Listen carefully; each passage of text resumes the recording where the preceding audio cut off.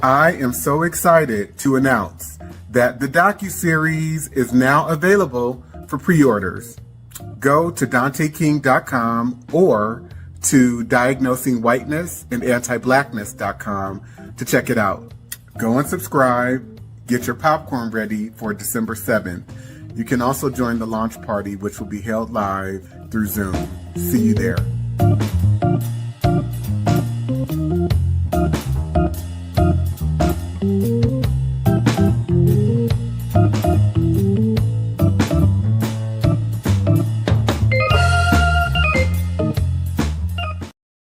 The book surprised you the most? A whole book. The whole book. Because I thought that I knew a lot until I read that book and realized I didn't know anything. There was a lot to learn and a lot to still be discovered. I'm still processing it. I can see things now that I didn't see before. And it's all because of the book. I love that. Jules? So much of the book really opened my eyes to things. The Casual Killing Act, the legality of rape. And then one of the other parts was the housing covenants and the covenants that were allowed. And growing up in the Bay Area, St. Francis Wood, for instance, is a highly coveted place to want to live or want to strive to, right? I was a child and I'd passed through St. Francis Woods and it was something that you feel could have been attainable. And then as you read Dante's book, you realize it's attainable for white people. It's not attainable for me. It's not attainable for you. Not in the way that you think you would be able to attain certain places and spaces. You are written out of that legally. Right. And Alicia? What really stands out to me is the 1850 Fugitive Slave Act, which describes so much of how white people operate in terms of that act deputizing all white Americans to serve as white racial police against African Americans, whether they're freed or enslaved, and getting incentivized by bounties, by slave auctions to surveil and police and criminalize Black people, and how that persists today, the obsession with it.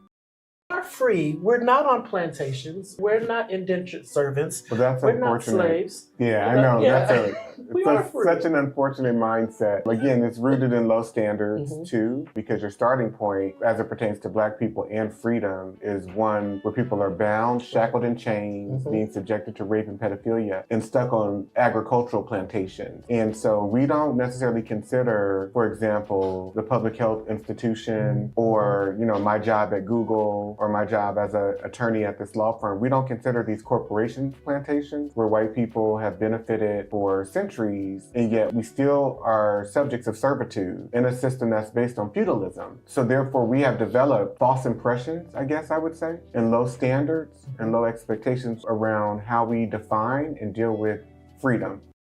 The hardest about chapter 3, and what are some key pieces that stood out for you that you would want people to know about or be prepared for? The different laws and the cases and the way that the system has been set up to not protect Black women and Black boys too, and Black men as well, particularly Black women, just for us to be seen, as you said this earlier, just the vessel to give birth and then go back to work. So that shows up in how our birthing outcomes are. It shows up in how we connect with our partners, because there's this constant reinforcement of that you don't matter and you're not valued. And I think you highlight that very clearly, the lack of protection for Black women in chapter 3. I also remember in one of your courses, you asked the class, would they want to be Black women? Everyone said no, right? And that just shows me even more how reinforced it is that being a Black woman, you're at a constant state of lack of protection and also aggression as well. Yeah, and let me be very clear too, because that question was out of the spectrum of all of the identities that I presented as multiple choice answers.